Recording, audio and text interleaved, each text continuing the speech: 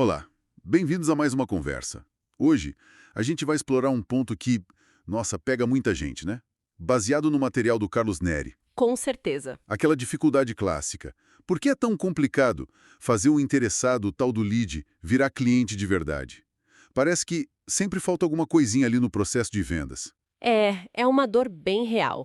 E a gente está usando como base uns trechos do e-book Do Lead ao Lucro, do Carlos Neri, que se propõe justamente a desvendar esse caminho, né? Para melhorar os resultados. Legal. A ideia aqui é pescar os pontos-chave, sabe? Entender a jornada do cliente, como filtrar os contatos certos, como fechar negócio e, mais importante, como construir algo sólido, baseado em relacionamento e em autoridade. Perfeito. Então, bora lá. O primeiro ponto, pelo que entendi, é mudar a mentalidade. Venda não é sorte. É um sistema, um processo. Tem etapas. Exatamente. Não é um evento isolado. O material do Neri detalha bem as 5 fases da compra. Primeiro, a atenção, quando a pessoa descobre o problema. Aí vem o interesse, ela começa a buscar opções. Depois, a consideração, que é quando compara mesmo. Aí, a decisão, a compra em si. E, por fim, a fidelização, o pós-venda. Faz sentido. E ele aponta um erro muito comum: abordar o cliente na fase errada. Imagina tentar fechar a venda com alguém que ainda está só comparando as coisas. Nossa, sim. Queima o filme total, né? Tentar apressar as coisas.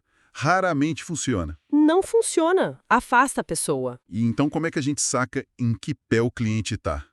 Qual a dica para identificar essa etapa? A chave, olha, tá nas perguntas. Perguntas estratégicas. Tipo, se você pergunta o que te fez pensar nessa solução agora, você pode entender se ele tá lá no começo, na atenção, ou já no interesse. Hum, Agora, se você manda o que ainda falta para você tomar a decisão, aí você já tá mirando em quem tá na fase de decisão.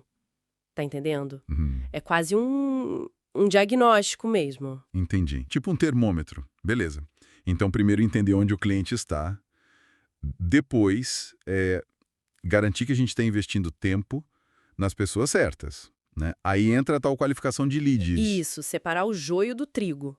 Porque nem todo mundo que demonstra um interesse inicial vai comprar, né? O Neri bate muito na tecla de diferenciar o lead do lead qualificado. Ah, tá. O foco tem que ser nos qualificados para não desperdiçar energia. Ele até sugere uma classificação tipo um semáforo. Verde para quem está pronto para comprar, amarelo para quem está interessado, mas tem dúvidas, vermelho para o curioso e preto para quem está frio, distante. Gostei dessa ideia do semáforo visual. Então a lógica é focar energia nos verdes e amarelos, Isso. tentar aquecer os vermelhos com informação, nutrição que eles chamam, né? E isso, nutrir. E os pretos, bom, talvez deixar para lá por enquanto. Tá. E como a gente faz essa filtragem na prática? Que tipo de pergunta ajuda? Perguntas de qualificação mesmo. Algo como: qual o seu maior desafio hoje? E que você acha que isso aqui pode resolver? Ou você tem um prazo em mente para resolver essa questão? Coisas que mostrem o nível de urgência e o encaixe da solução. Certo. E a sugestão é ter um sistema para isso, né? Pode ser um CRM, pode ser uma planilha simples, mas algo para organizar, classificar e não perder esses leads de vista. Perfeito. Então entendemos a jornada, qualificamos o lead. O próximo passo lógico é a conversão. Como transformar esse interesse qualificado em venda de fato? Bom, aí o Neri fala em identificar o nível de temperatura desse lead qualificado.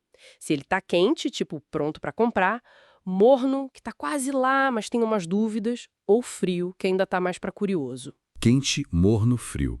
Entendi. E a regra é meio clara: focar os esforços de venda nos quentes e mornos. Os frios a gente continua nutrindo, mandando conteúdo, mantendo o relacionamento, mas sem forçar a venda ainda. E para esses quentes e mornos, aí sim entram as técnicas de fechamento. Exatamente, é a hora H. E o material dá uns exemplos, né? Manda aí. Tem a técnica da confirmação, que é a mais suave, tipo: olha, pelo que a gente conversou, parece que isso aqui resolve bem o que você precisa, né? Faz sentido a gente avançar? Uhum. Tem a da perda, que joga com a urgência, sabe? Esse preço especial só vale até hoje, aquele clássico. Tem a do risco zero, que é oferecer garantia, tipo: você tem 7 dias para testar sem compromisso, dá segurança. Sim, Essa da garantia é boa. E tem uma que eu gosto muito, a do protagonismo, que é focar totalmente no benefício para o cliente. Imagina você conseguindo um resultado X com essa solução. Tocar na emoção, no resultado final para ele. Legal. E quando vem a objeção? O cliente manda aquele, mas está muito caro, ou, preciso pensar um pouco mais. Isso acontece direto. Acontece muito. Para o tá caro, a sugestão não é só baixar o preço.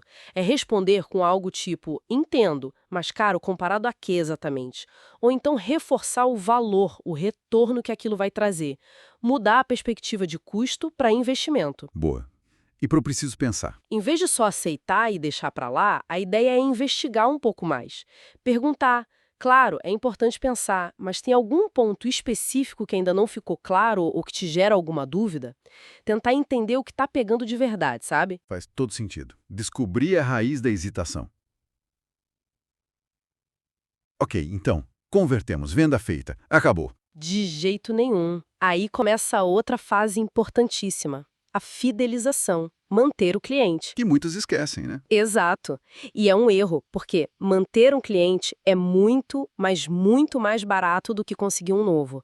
Fora que cliente fiel já confia em você, compra de novo. E o melhor, indica, vira um promotor da sua marca. É um ciclo virtuoso. E quais seriam os pilares para construir essa fidelidade, segundo o Neri? São vários pontos importantes. Primeiro, entregar uma experiência uau, sabe? Surpreender, ir além do básico no atendimento. Segundo, manter a comunicação ativa, mandar conteúdo de valor, não só oferta de venda. Certo. Terceiro, pensar em programas de fidelidade, benefícios para quem já é cliente. Quarto, um pós-venda que funciona de verdade, que acompanha, resolve problema rápido. E quinto, que é chave, ter uma estratégia clara para pedir e incentivar indicações. Não pode ter vergonha de pedir. Muito bom. Então, cuidar bem de quem já está dentro. Mas o material fala também de construir autoridade para atrair gente nova, né? Por que isso é tão vital? Porque a autoridade é a base da confiança. Quando você é visto como referência no seu mercado, as pessoas confiam mais, estão dispostas a pagar mais pelo seu produto ou serviço, e elas vêm até você. Você não precisa ficar só caçando o cliente o tempo todo. Muda o jogo. E como se constrói essa autoridade na prática? É um conjunto de coisas, um trabalho contínuo. Primeiro, ter um posicionamento muito claro, como você quer ser reconhecido. Segundo, criar conteúdo relevante, que ajuda as pessoas, que mostra que você entende do assunto. Sabe? Mostrar os bastidores também ajuda. Uhum. Prova social. É um combo. Entendi.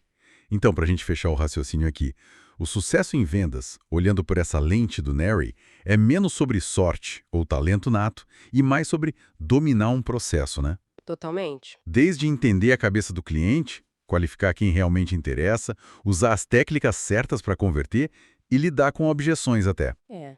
Cultivar a lealdade de quem já comprou e construir essa imagem de autoridade. É método, é disciplina. Perfeitamente colocado. É um processo que exige método. E isso nos leva, talvez, a uma reflexão final, né? Inspirado um pouco na mensagem do autor. Manda. Se o conhecimento só tem valor quando a gente aplica, né? Qual seria uma pequena ação baseada em tudo isso que a gente conversou sobre o processo de vendas que alguém poderia começar a fazer, tipo, hoje mesmo, sem esperar ter a estratégia perfeita ou plano mirabolante? Boa pergunta. Às vezes, começar a fazer uma pergunta de qualificação diferente, ou testar uma forma de responder à objeção do preço. Enfim, uma coisinha. Talvez essa ação consistente, mesmo que pequena, seja o que realmente destrava o crescimento, né? Em vez de ficar só no plano das ideias.